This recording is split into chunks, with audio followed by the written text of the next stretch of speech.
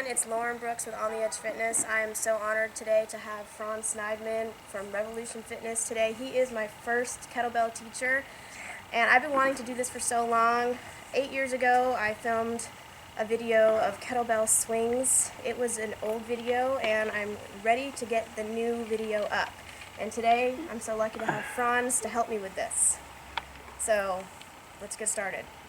So much has evolved with the kettlebell swing. I remember back in the days, remember the bobblehead? Yeah, there wasn't really an emphasis on head position at all, so kind of whatever the head did, we hopefully evolved a bit since then. Exactly. And what about the hip hinging? We didn't really hip hinge as much. Yeah, we definitely emphasized the hip hinge, but it was more of what we call a tippy bird, where you just literally, like your knees were almost straight. And now we've learned that that's actually not that good, that the glute, the butt muscles don't really turn on, right? Not as efficient. So now we actually encourage more of almost of a deeper hip position, not a squat, but a deeper hip position for more loading. So it's actually end up getting a lot more activation of the legs. So yeah, it has changed. Exactly, and we'll cover that further just after this. And then of course, the feet. When we're snapping our hips forward, we are driving so much through the heels. But not only do you need to emphasize on the heels, it's the big toe. It's the toes, exactly. So now we know that the goal of the swing is not only to work the whole backside of your body and the hips, but it's to make you more athletic. And it's impossible to be athletic without your toes. So the toes now are a big part of the swing. We've got to focus on the toes. Right, because without the toes, no quad activation. Lots of things do not activate properly. You're not athletic. Exactly. So rather than, let's just get right into it. We'll discuss as much as we can. We're going to keep it brief, keep it short. I'm kind of making fun of myself. We all did it, and this is still not the end-all, be-all. We're going to continue to evolve. This is just where we are now, and I feel like we're pretty darn good right now. We're okay. We're okay. We're always going to be students. Okay, so we're gonna break it down now.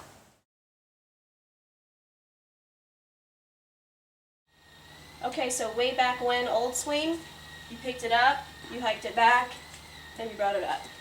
Okay? That's not the most efficient way. So Franz is going to demonstrate the best and most efficient way. Yeah, starting. So now we actually start the kettlebell from the ground, because we need a launching pad to generate some speed to get the bell. So you'll notice that the bell is in front of me now. I'm not going to start from here like in a deadlift position. I'm not going to be too extended. But I do need a little bit of length so that I have some distance to actually hike the bell. So from this position, hips go back, my head's neutral. I'm going to tilt the bell and I'm going to pack my lats. So my lats are engaged. And then from there I can hike the bell. So this is the position. This is how you start to swing. You've got to be able to load, but it's all about that starting position. So now we emphasize the starting position. Very, very important.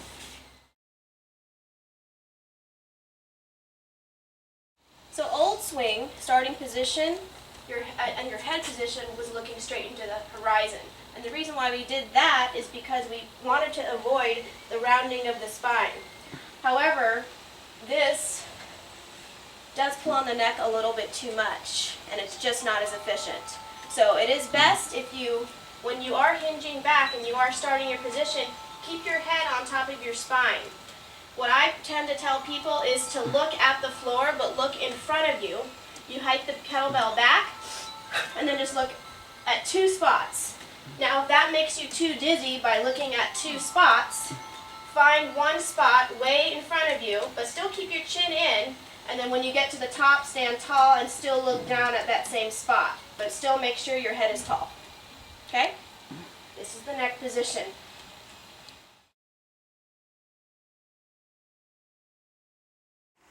Okay, so what we used to do in the past with the hip hinge is we used to really emphasize kind of a stiff knee, so the swing would be more like, almost like this. And the bell would hit us in the butt sometimes. Yeah, that's a terrible way to swing, because there's no loading. It's a lot of hamstrings, the back of the leg, but not a lot of butt muscles, not a lot of glutes.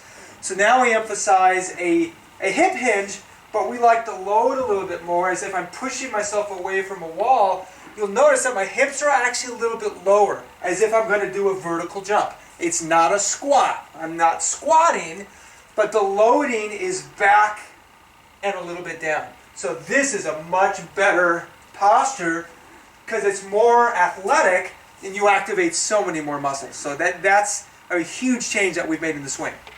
You want more muscle activation, more bang for your buck. That's right.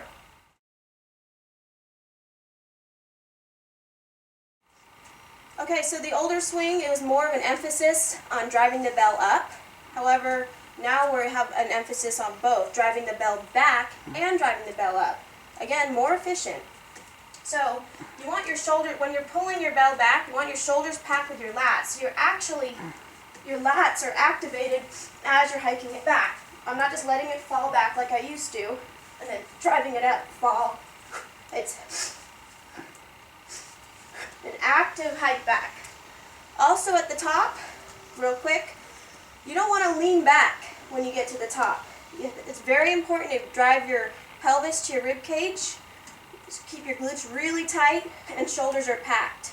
So from here, you're really solid, you're not leaning back, putting any strain on your lumbar. Okay? Pelvis to rib cage, a little standing crunch.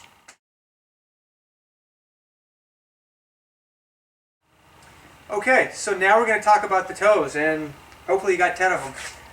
Very important, what we've taught in the past is the emphasis of really sitting back on the heels. The problem with this thought is that often people would get into this kind of thing where they start doing their swings, and as they go back into their swings, you notice that one or two or several of the toes were starting to elevate. Bad idea. We've got to keep the toes initiated with the big toe. Keep that big toe, keep it pressed into the ground very firmly, and now you're more stable. So now you have a much more stable platform and you have a lot more power. Just like the old saying, you can't fire a cannon from a canoe, you'll have no power in your body if your toes aren't down. So it's very important that you just, it's the intention, just keep the toes down. And if you notice that your toes are coming up, just push them down. It's literally, it's just a thought that you have to go through, and you have to have the awareness. Easy to fix. Very. So now we're just going to kind of piece everything together that we did really quickly. Starting position, rooting my toes to the ground, hinging my hips back, slightly opening my knees, just slightly, reaching for the kettlebell, shoulders packed, lats engaged, sitting back, hike it back with some power, driving through the toes, my heels. Listen to my breath.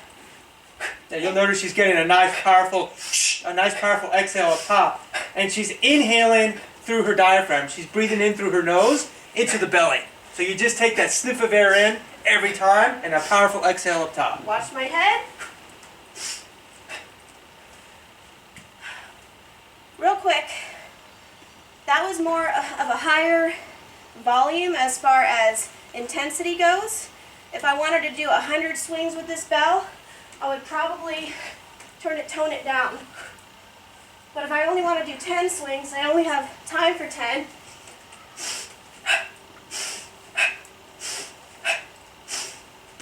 You notice a difference in the volume? Feel free to continue. I'm out of breath. It was too much high intensity. Right, but so basically what you're saying is that if you can think of a volume control, Right. a swing's a swing, but the amount of intensity you put into it's kind of up to you. So if you're doing really high rep swings, you're not going to go to like a level 10. It's just going to be too hard. If you're doing sets of 20, 50, or even up to 100, which is if you're already pretty advanced, you got pretty good technique, you're going to maybe dial it down to like a 3, 4, or 5. Exactly. So yeah, so you just got to use common sense. You can't overdo it either. So. Right. Awesome. Well, thanks so much. Thank you, Lauren. Email us with any questions that you may have. Thanks again. Swing away.